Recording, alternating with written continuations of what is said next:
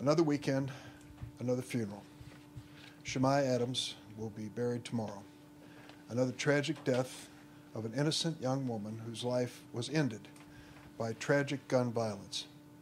If you looked at the overall numbers of gun violence in the city of Chicago, you may reach one conclusion.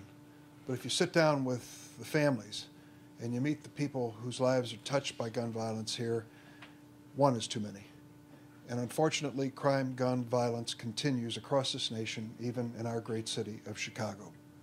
You can't fight a war without intelligence, and we can't fight a war against gun violence in the city of Chicago without the best intelligence to know where the weapons are, where the shooters are, and to stop it before it happens.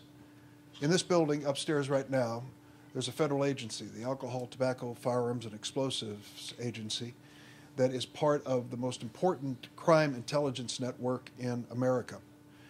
We have asked the President to send more resources to this agency. He's responded. This week, 7 more agents are coming on board here, from 45 to 52, and more are coming. Now that we are back on a normal course with budgetary allocations, we hope to bring even more into the city of Chicago to upgrade the crime intelligence efforts so that we can get to these guns and these shooters before the crime and before the death. What's happening upstairs? Several different levels. First, they're trying to trace crime guns. When a law enforcement agency, whether it's CPD or some other law enforcement agency, gets a crime gun, we want it reported. We want to know where it is and what it is. Put it in our data bank. And secondly, we want to pick up information about guns. And that means the shells, the cartridges, each of them with a special fingerprint that can be traced. What difference does it make to gather all this information?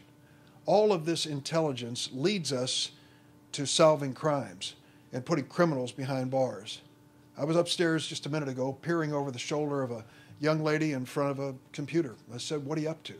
She said, "We found some shell casings in East St. Louis, Illinois, Bill, in East St. Louis, Illinois in 2013 at a murder scene. We have traced those shell casings to a gun and a purchaser of the gun right here in the city of Chicago in 2014. Now we've got some information to work with. Now we've got the information that may end up in the arrest and successful prosecution of this criminal, taking another thug and another shooter off the street. In addition to that, the information they're gathering helps them to see patterns.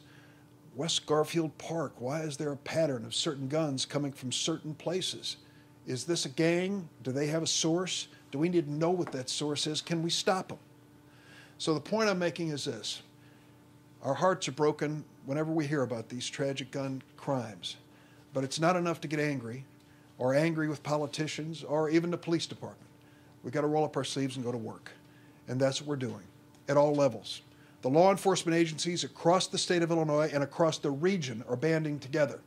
Most of the guns used in crimes in the city of Chicago are from Illinois, from the Chicago area. But when you look at the sources outside, you find the next great source is Indiana. Well, we've merged together the ATF investigative efforts in northern Indiana with our efforts in Chicago. So there's more cooperation, more information exchanged. Second, Mississippi. 6.7% of crime guns that are confiscated from Mississippi. ATF has just opened a new effort in New Orleans to come up with information in that region about guns headed north, used for crimes in the city of Chicago. And the third one, Wisconsin. We have an effort underway with the ATF, opening up a new effort in Milwaukee, trying to make sure that we have a regional approach. We can follow these guns and trace these guns and stop these guns from killing innocent people. That's what we can do at the federal level. But at the ground level, when it comes to law enforcement, we have to rely on great agencies like the Chicago Police Department. What they do with this information, providing the information, using the information, is to try to bring peace to the streets, try to bring some safety to these neighborhoods.